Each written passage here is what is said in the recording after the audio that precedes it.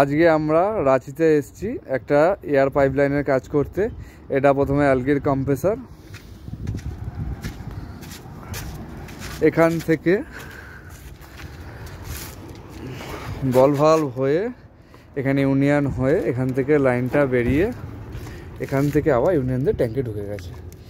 এখান থেকে একটা লাইন এসছে হচ্ছে এখান থেকে হাওয়া মারার জন্য আমরা রিকয়েল হোজ দিয়ে হাওয়া মারার লাইনটা করে দিয়েছি। এর তলায় ড্রেন লাইন করা হয়েছে, এখানে ঘড়ি লাগানো হয়েছে, এখানে সেফটি ভালভ লাগানো হয়েছে। এখান থেকে আউট করে প্রথমে টায়ারেন্টের পি ফিল্টার, তারপর বল ভালভ ইউনিয়ন হয়ে তারপর ডায়ারে এমটিএ ডায়ার ঢুকেছে। ডায়ার থেকে আউট হওয়ার পর এখান থেকে টায়ারেন্টে আফটার আর কার্বন ফিল্টার দিয়ে নিচে গিয়ে নিচের ফ্লোরে গেছে লাইনটা। ওই পাইপ লাইনটা যেটা উপর থেকে নিচে নেমেছিল ওটা নিচ থেকে এখান দিয়ে এসে ঢুকেছে। একটা লাইন ওখান থেকে উপর দিয়ে গিয়ে ওখান থেকে বল বাল্ব হয়ে টিউব হয়ে মেশিনের সাথে কানেকশন হবে, কারণ কানেকশন করা হয়নি। আর বাকি লাইনটা এখান থেকে এসে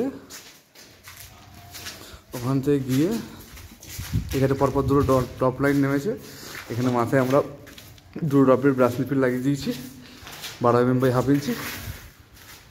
আর এখানে লাস্টে এখানে একটা লাস্ট ড্রপ নেমেছে, ব্যাস এখানেই লাইনটা এন্ড হয়ে গেছে।